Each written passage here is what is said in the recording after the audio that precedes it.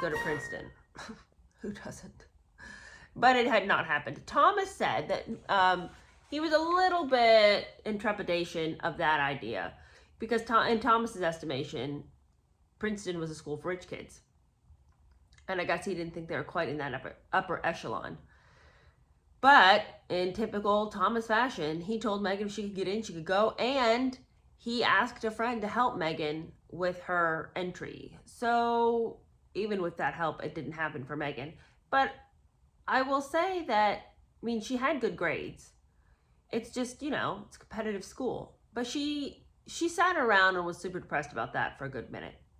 Thomas says she was unhappy, which sounds like the understatement of the year, because she didn't like to get turned down. But she couldn't have been that sad for very long because, lo and behold, who does ask her to come?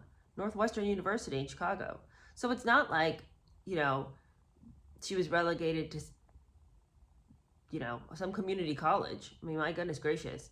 Anyway, she picked herself up after that. Northwestern is ranked as one of the best for drama, so I'm sure she was happy about that. Also, she had decided that should, in realms unknown, she not manage to make it as an actress, maybe she'd look into international relations. So that's what she was doing. She was studying theater and international relations at Northwestern. And as soon as she was admitted, she joined the Kappa Kappa Gamma sorority. She pledged to be philanthropic, care about her quote-unquote sisters, and abide by the motto, aspire to be. I'm not very inspired by that motto. Anyway, Thomas, not surprisingly, agreed to pay the annual $45,000 fees. That's a ton of money. That would have been a ton of money in the 90s. I wonder how much it is now. Okay, so while she was there, she had a great life. She loved cooking, watching films, studying drama. She made a bunch of new friends. She became friends with one girl named Lindsay Jill Roth, who was the daughter of some Long Island lawyers, and who became a lifelong confidant. So we may see Lindsay Jill Roth come back up again. And then she met this guy named Larnell Quentin Foster. He was an African-American man studying drama. And they spent a lot of time together. They went to classes and productions and things like that.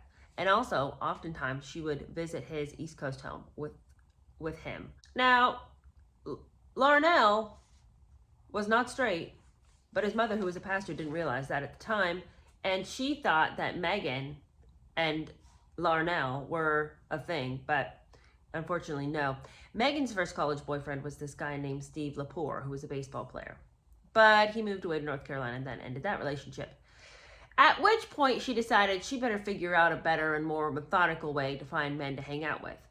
So this is when she turns wholeheartedly to the self-help dating Bible called The Rules. Now this sad sack book is all about how to manipulate and pin a man down. The tagline says, time-tested secrets for capturing the heart of Mr. Right. And it was all about how to find Mr. Right in the smallest amount of time. And it was all for women seeking marriage. And Megan had got a copy of this book right after it was published in 1995. And she brought it to college with her. Her friend Nanaki Pretty had said of Megan that in any relationship, there was always an element of marriage in the back of her mind. She wasn't going to waste her time with any man just hanging out, And I'll say that I don't think that there's anything wrong with wanting to make sure that you're not just wasting your time. I mean, why hang out? Why go out with a bunch of guys, for no discernible reason? I don't think there's anything wrong with her having wanted to get married, so I don't poo-poo that idea, but I don't like the manipulative nature of the whole thing. Because why do you want to be with a guy that you had to coerce in order to hang out with you? If you have to pull the wool over his eyes the entire time he's with you, what's he going to do when he finally wakes up in that marriage bed? Anyway, she had this whole thing going at college, all very manipulative, very, how do I get him into my web and then capture him? And Thomas Markle, who often came by to visit Megan, was a little bit shocked at her methodology. He said that one time he'd gone to visit her, and this guy passes by, and she points him out to her dad, and she says, that's my next boyfriend. Once identified, she'd successfully seduced the man. And Thomas said that, it was like she just fixed it. She had this ability to control men. That's her dad's words. And apparently she functioned a lot better when she had a man around. That was Thomas's estimation of it. But also she saved money because then she'd move into the guy's house. But what really puzzled Thomas, more even than his daughter treating men like insects that had crawled into her web, was the fact that suddenly now she was going by the name Rachel. Now, you'll recall that her name was Rachel officially. Her mother had liked the name Rachel. Her dad had liked the name Megan. Her name is Rachel Meghan Markle. But suddenly now, though she had never gone by Rachel a day in her blessed life, now it was time for her to switch up because, by coincidence, Friends was on. It was real big in the 90s, as you'll recall. And it starred Jennifer Aniston, who went by the name Rachel. So now Megan wanted to be called Rachel. Perhaps so that people would have some sort of immediate mental association. I don't know. Anyway, that was what she was all about at that time in college. And let us not forget, she was also into the charity work. Now, not to be too harsh, but it isn't as though it was of her own volition. She is part of a sorority, and that sorority is all about doing some charitable work. That's kind of something that sororities do. And let me ask you if these things sound like something that you would come up with on your own or something you would have been corralled into doing by your sorority sisters. One of these charitable works that she was involved in was called the Glass Slipper Project, and that provided dresses for local teenage girls for their prom. And then another one was a 30-hour dance marathon to raise money for cancer sufferers. Okay, all interesting things, but definitely dreamt up by the sorority. Now this begins a very interesting thread throughout this chapter. We move away from the charitable works that she's been up to and some of the other things that she's doing. She really excelled in her drama classes, but for one specific reason. She knew how to work hard, and she was professional, but she did not have any talent. And I'm sorry to say that I would agree with this assessment. Yesterday, I kind of went down the rabbit hole, and I was watching some home videos of Meghan Markle.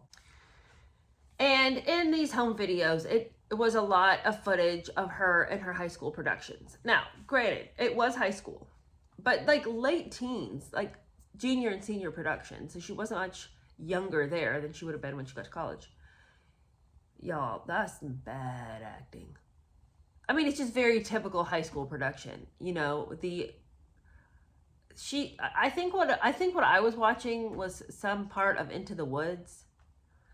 And she's got, you know, this dramatic sighing, like skipping off stage as she's like Little Red Riding Hood. A lot of these over-exasperated gestures. You know, like that kind of acting where I know that I understand stage acting's a little bit different, but at the same time, it's not like that.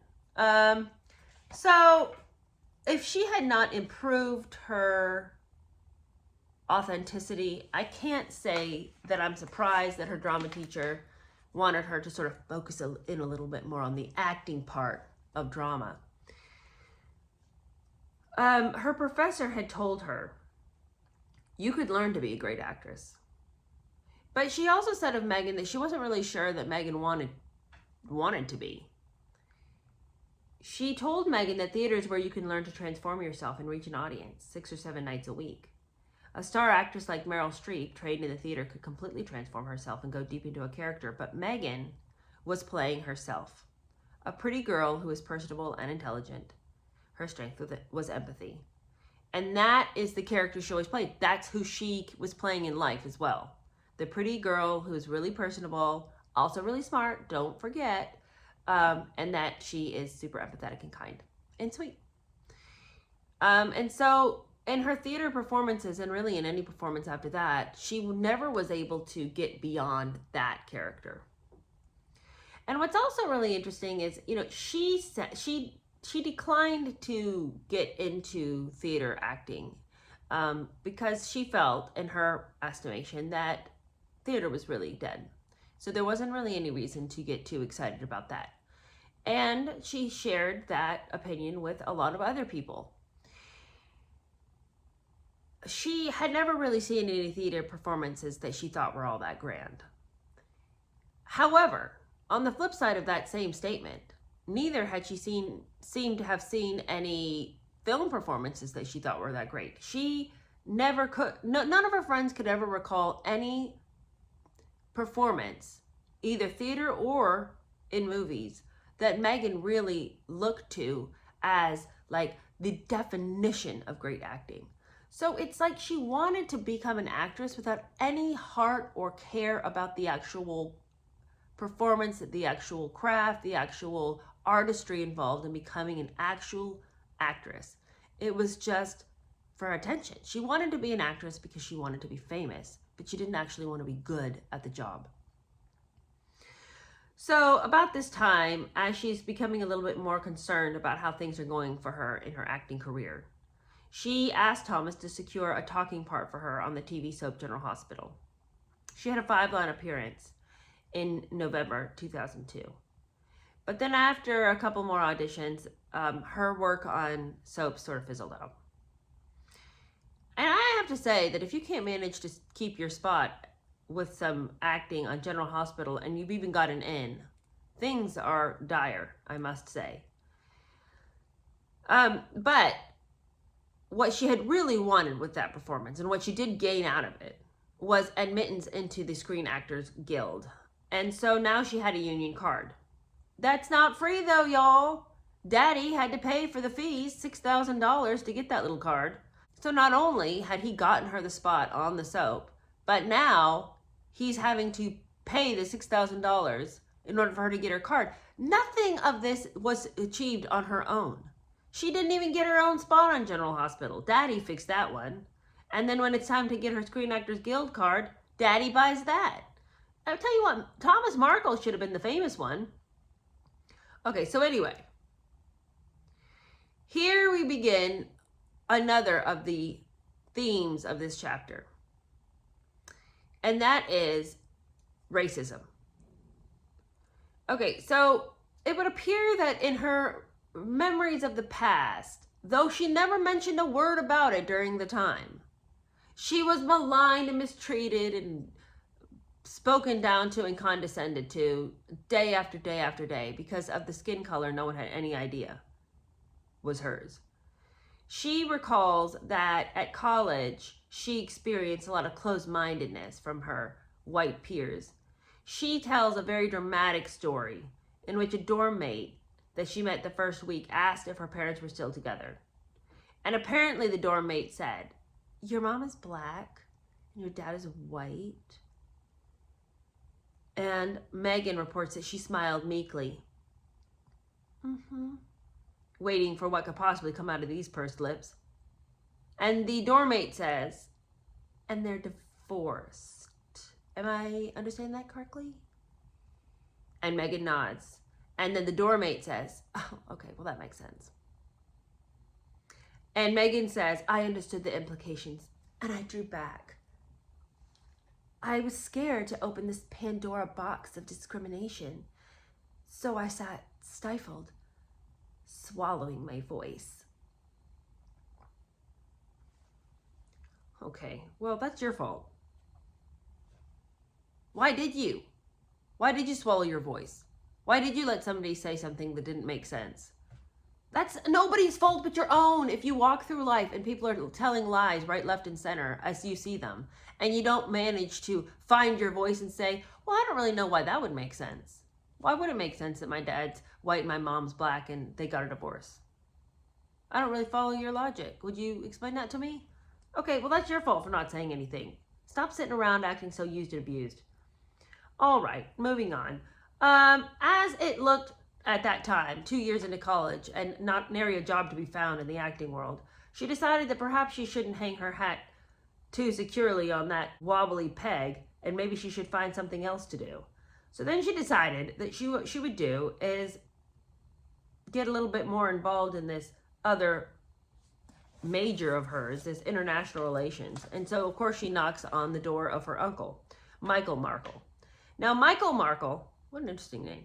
Michael Markle was a communications expert for the U.S. government at this time. And her uncle arranged for a 5-week internship as a junior press officer at the American Embassy in Buenos Aires. She writes, I hated the idea of being this cliche, a girl from Los Angeles who decides to be an actress. I wanted more than that. And I had always loved politics, so I applied for an internship. Now, what have we read thus far that would indicate her love of politics? Yes, I know that she wrote to Hillary Clinton. But as many people mentioned in the comments, why did she write to Hillary Clinton? According to her timeline, she says that Hillary Clinton was the first lady and that's why she wrote to her. But Hillary Clinton was not the first lady at the time when she would have written. So of what does she speak? I don't see at what point in her life was she real into politics. The politics of what? Like, now, if we're talking about just general politics, as in the politics of high school and figuring out how to get an in, okay, maybe. But if she's talking about actual global relations, she ain't interested in that. Archie and Veronica don't live in South America, Megan. But anyway, she decided to hustle on down. And who do you think paid for it? Who paid for this study program? One Mr. Markle. Now, her half-sister Samantha, who's always eager to give us a little color, says that Megan was not actually employed in the embassy. She was actually at a school attached to the embassy that had arranged for work experience. So, lest you think that she'd have been employed by the State Department, think again. And as it would turn out, Megan hadn't done too well there because when she took the Foreign Service Officer's test, she don't fail that. She was not found to be proficient enough in the math department, and that is a basic requirement. So she failed that 3-hour test. But that didn't matter because while she was down there, she met a boy. So mission accomplished, you guys. Well, she went down the following year back to Buenos Aires to meet the boyfriend. Who do you think paid for that trip? Who could it be? Old Moneybags Markle. And of course he paid for the trip. And while she was in Argentina, what should she do? She is stuck in Argentina. She calls Thomas and says, Daddy, I need $500 to get out of the hotel. And he sent her the money.